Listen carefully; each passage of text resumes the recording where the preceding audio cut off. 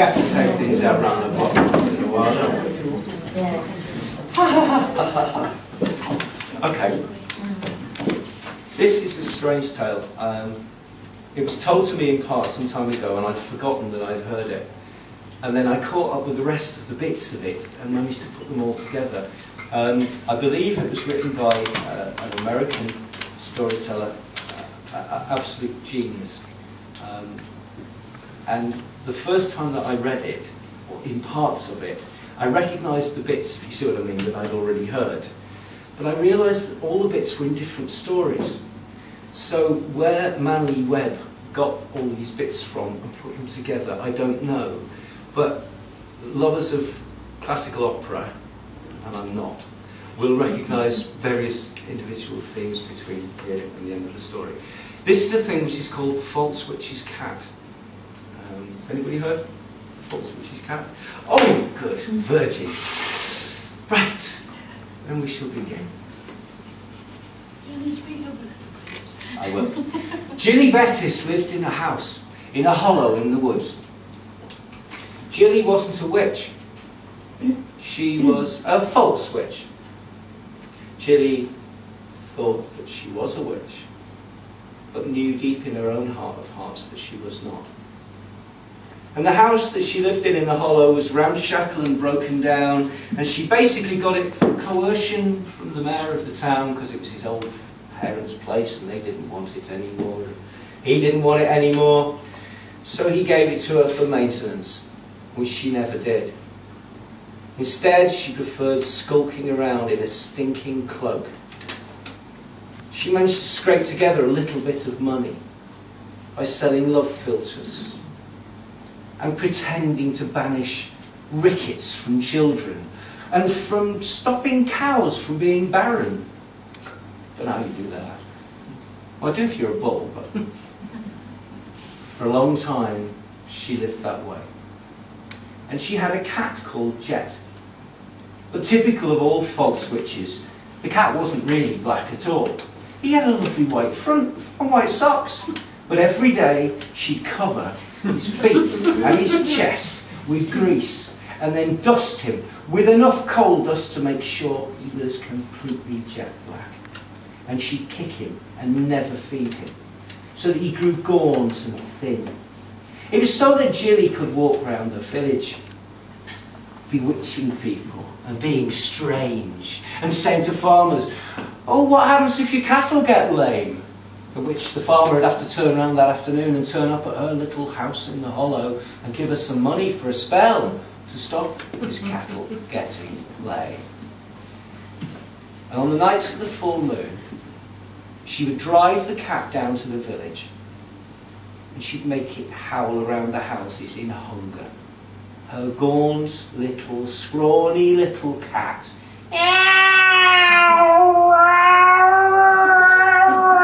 Eventually the villagers would go to their windows and throw anything which came to hand. Shoes, dentures, gazunders, it didn't really matter. They flung them into the darkness to try and silence the noisy cat.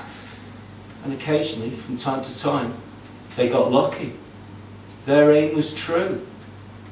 And the cat's hideous screams in the darkness would be joined to his own wails for food. And you could be sure that the following day, if that had happened, Jilly would walk around the village with a bandage on her wrist, or round her head, or round her leg, so that the stupid people of the village would seriously believe that she was a shape changer, who could take the form of a familiar and walk amongst them. It made them scared. She could get more money that way. And so it went on. But then one day, she read in an old occult magazine a little article which got her to thinking. So the next day, she turned up at the post office. Now there young John worked. Good lad, strong strapping lad. Worked there because his father ran the store. And his girlfriend was Ivy. And she was the daughter of the mayor. And he owned the house where Jilly lived. Well, she marched into the post office and she produced an envelope, if you could call it that. a sweat-stained piece of paper covered with dirty, blotchy finger marks, and she asked him for a penny stamp. She picked at her warts a little while she waited, and then she put down the penny, still with the warts attached. And in return, he gave her the stamp, and she took it, and she added some of the contents of her lunch to the back of it, and then stuck it on the envelope, and then went to hand it to him. He opened the bag and nearly did drop it in. A few weeks later, he had to deliver a package to the house in the hollow. And he walked along, a little trepidatious, because the place was a little strange and uncanny. The back of the house had almost completely fallen off. The front was now in a swamp, and where there had been a perfectly good working quarry at the back, it was now full of stagnant water. The place was horrible, full of insects. And there, sitting on the veranda outside the front door, was a black, mangy, emaciated cat that snarled. Well, it meant to mew, but it didn't really know how. Little Jet had always lived there, since the month of his birth, and he loved the house above all things. It was his place. And although sometimes he grew very, very hungry, he preferred to be hungry in his place than fed in another. Well, the boy knocked on the door. And for his pleasure, he got the door opened a crack and a big spit through it straight in his face. And then she wrenched the door open and she pointed a gnarly finger at him, still with bits of warts attached. "Give me my property now." Well, he gave her the book and she stumped back inside and slammed the door without even a thank you. She opened the package and put it down on the table and opened it and started to read. Well, after a few hours the cat came in and sat by the stove and looked at it in the way that cats do.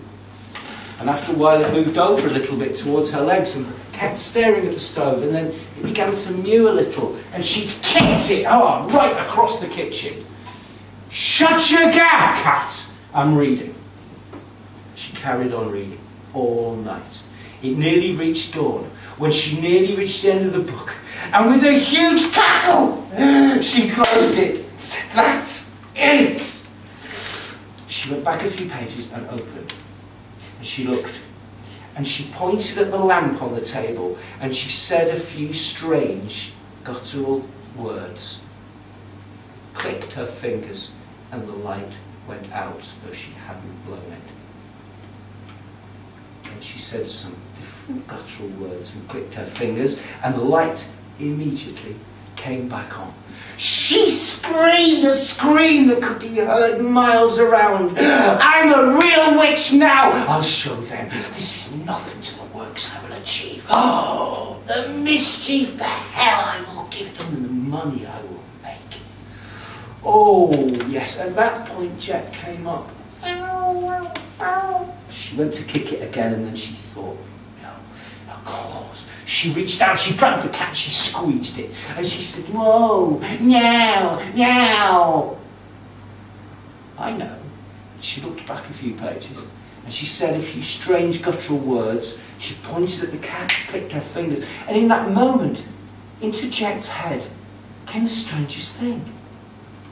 He could understand her. And she said to him, "Speak! Speak then! Speak! I have given you the power of speech, you dumb animal, speak!" And the cat said, "I'm hungry. It's been hours since dinner time, and I've really..." "Shut your gab," she said, and threw the cat the length of the kitchen. And as a follow-up, she took the plate that was in front of her, and she threw it the length of the kitchen too. It missed the cat by a millimetre, by only the chance that he jumped out of the way. It smashed into the stove, crashed into a million shards on the floor. She looked up the right page. She said some strange guttural words and pointed her finger and clicked it. And the way the rain makes a pool, all the shards came back together and made a brand new plate. Well, the following day she got up, she went out and she searched around the countryside, and she went in the graveyard, and she did various unspeakable things which I cannot tell you. But she returned home and she took a great brass bowl and she put it in the middle of the kitchen. And she took the herbs that she'd collected and the dust and bits of bone and things I wasn't going to tell you about. And she spat in them and she made it into a paste, a salve, and that went into the bowl. And then other strange unguents and things were added until a strange cocktail, a bubbling cauldron of horror laid there. With a cackle, she reached her hands in and she poured the water over her head. And as it flowed down, she changed from an ugly, stinking hag into a beautiful young girl. The warts were gone, her face was clear as day, her hair was straight and beautiful. She went to the cupboard. She collected out a silk gown and a beautiful cloak from an age when she had not been trying to darken her world with sorcery. And she put them on. And kicking the cat out of the way, she headed for town. And she went straight to the post office. And she took with her a penny that didn't have any warts on it. But as she walked down the high street, she realised that every boy in the town was watching her. A beautiful young woman like that, in a beautiful silk gown with a silk cloak, and clearly a money bag. She walked into the post office and she walked up to John. Ivy was there, just adoring him with her eyes. And John said, "Can I help you?" Taken by her beauty, breathtaking beauty. She said, "Yes, I'd like to have any post for you, please. My name is Jilly Bettis." "Are you any relation to the Jilly Bettis who lives in the hollow in the woods?" said John. "Yes," she said, "she's something of an aunt or something. If there's no post, I'll have a penny stamp, please." He saw there's no post, and he went and he tore her off a stamp, and she put down a coin. And as he picked up the coin, something happened. Ivy watched his face, and it changed. From being one of vague interest, his eyes turned adoring. He couldn't look at anyone but this beautiful new woman who had come into the village. And taking that coin, he put it in a pocket where he didn't keep his change. And reaching into the pocket where he did keep his change, he took out another coin and he put that in the till instead. And Ivy realised that he was keeping a souvenir of this strange and wonderful woman who had walked into the village. Well, back at the Hollow House, she cackled and she screamed, "I've got him! I've got him! I've stolen his heart! I shall have him! Stupid boy, stupid boy! His girlfriend! Oh dear! Her father gives me this all rent-free! And I steal her future husband! Oh, this shall be fun. This is nothing to the works we shall achieve." And with that, she kicked the cat out of the way. And she went back to the bowl. For by moonlight, it worked one way. And this by daylight, it worked another. She rubbed the salve into her fingers and rubbed them down her hair. And as she did so, the warts came back. The dirty, straggly hair returned. The filthy body with the rankled fingers and the rickety legs returned. And she went to bed and slept. And the old cat, well, he sat by the fire and cried, for he still hadn't had any dinner. The best he could do was to satisfy himself with a few wood mice from out in the yard and down by the old quarry. Well, you can be sure that the next day, Ginny got up. She went down and she collected every candle end in the house.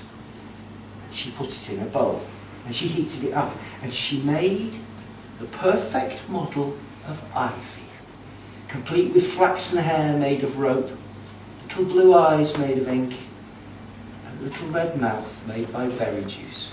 But you can be sure she made the expression on the face as terrified as she possibly could. And then reaching down into her bag, she took a packet of rusty dressmaker's pins. And she said, "He will be mine, and you shall have nothing."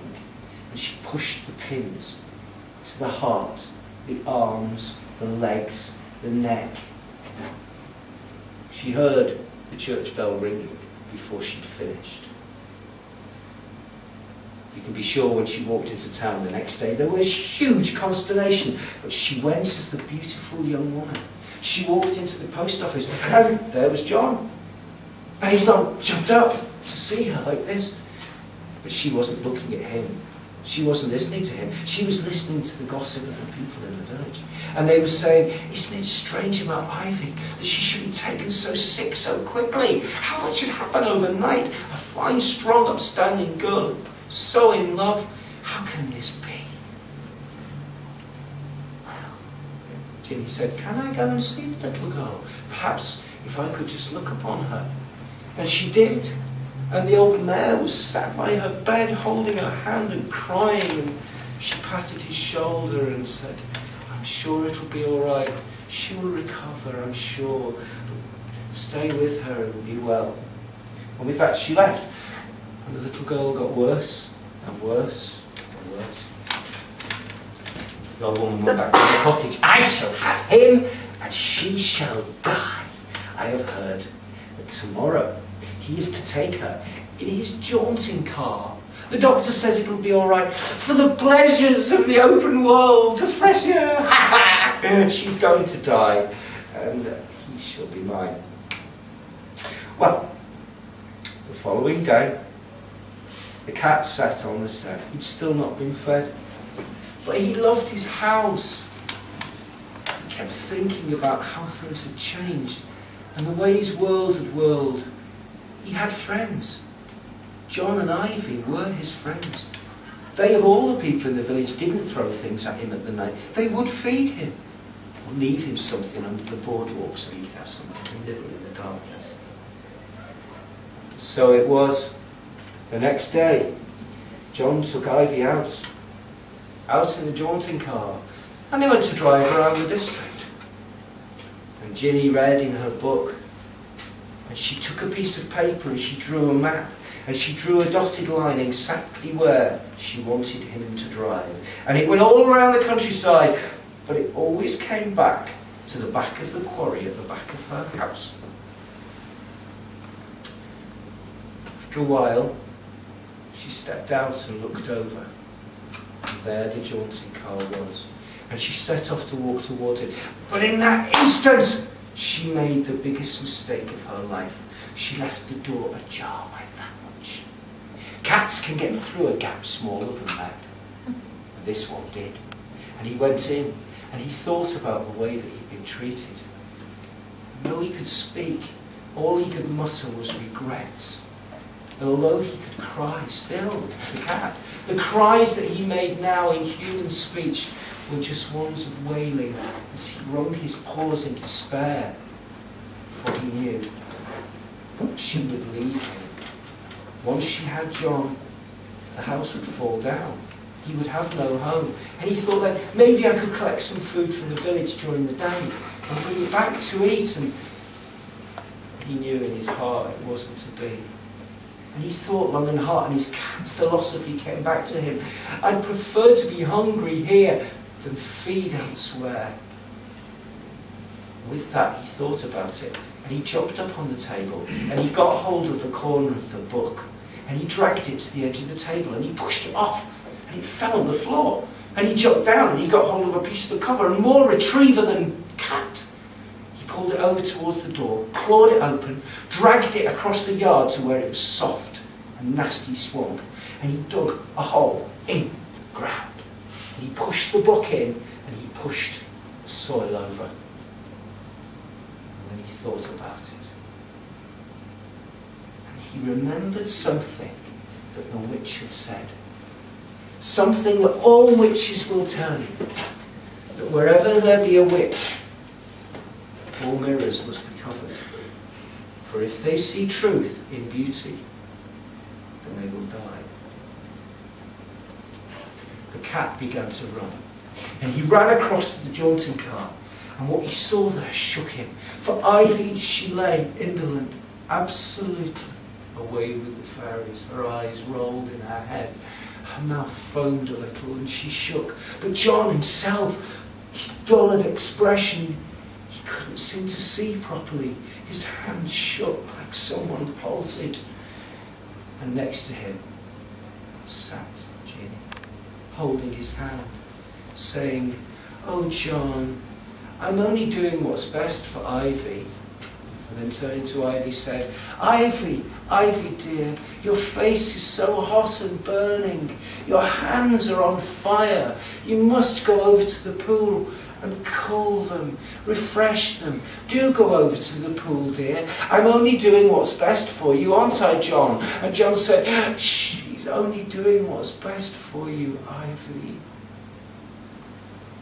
Well, Ivy stood up and she began to go to walk towards the pool when a wee small shape came scooting around between her legs and into the back of the jaunting car. It was the cat. It was Jet. And he grabbed her handbag and he pushed it off the seat. Well, the two lovers-to-be, bewitched and not bewitched, sat oblivious to him, but he scrabbled through it because he knew what he had seen. He knew every girl in the village had a little piece of leather that big by that big. And when you opened it out, you saw your own face. He hunted through the bag till eventually he found the little piece of leather and he took it in his mouth. He went around to the front of the jaunting car and he climbed up, and the witch said, "What are you doing here?"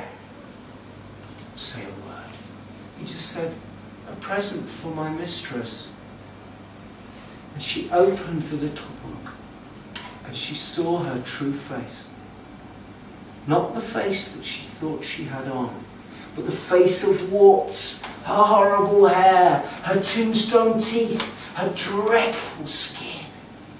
And she screamed one long, terrible scream. And she staggered out of the jaunting car and she staggered over towards the pool where the little girl was just about to put her hands into the water. And she went over and she aimed a kick. And as she did so, she felt huge claws sinking into the back of her head. Jet leapt off the front of the car, hit her straight on the back.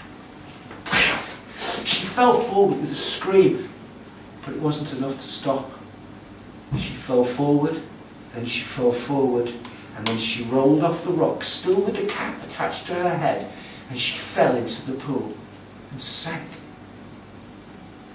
Well, Jet thought it was a long way to the surface, and Jet thought it was a longer way to the bank, and Jet thought that the rocks that stuck out weren't quite right for claws, but eventually he managed to get out. But as he had done, he realised that the water had washed off all the soot and the sticky goo that had made him into the ugliest cat that you've ever seen.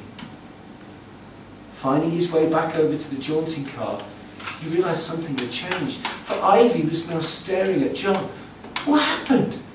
"I awakened. I felt there were pins in me everywhere. I've been so ill, and you've been looking after me. We're here in your jaunting car. You must have been taking me for a drive." "Yeah," he said, "but I've been in a daze too, seemingly for a week or more. I mean, this is ridiculous. I'm so pleased I'm back and you're well." And she said, "I am too, and here we are by the old... No, look! That's my father's parents' old place over there. Well, now that witch has moved out and gone to live with her little niece who turned up, I suppose we could ask him if we could fix it up and make it into..." "My goodness me, John! Where'd you get the cat?" He said, "It's not my cat." For there Jet sat on the back seat, cleaning himself happy. She said, "It's a beautiful cat. And look, these smudgy bits are coming off. He's got a dinner jacket and 4 socks. Oh, he's lovely. Do you think we could keep him and keep him in our new house?" And Jet sat, he shook and he shook. And John went, "Well, he looks a bit scrawny, but I'm sure with a bit of food he's going to look a lot better. And yes, he can be a symbol of our good luck and of our future life together. He'd be our cat. What should we call him? And she said, Jed. Jed's a good name for a cat. Jed's a nice name, a rounded name for a cat. And Jed, hearing his real name spoken for the first time, went to say, thank you so much. I'd love to move into you. I'd love to. But the book in the hollow, in the water, had filled with water. And all the ink had run away. And the magic had gone. And instead of thank you, I'd love to, the cat just went. And so he continued to do for many, many years. Thank you for listening.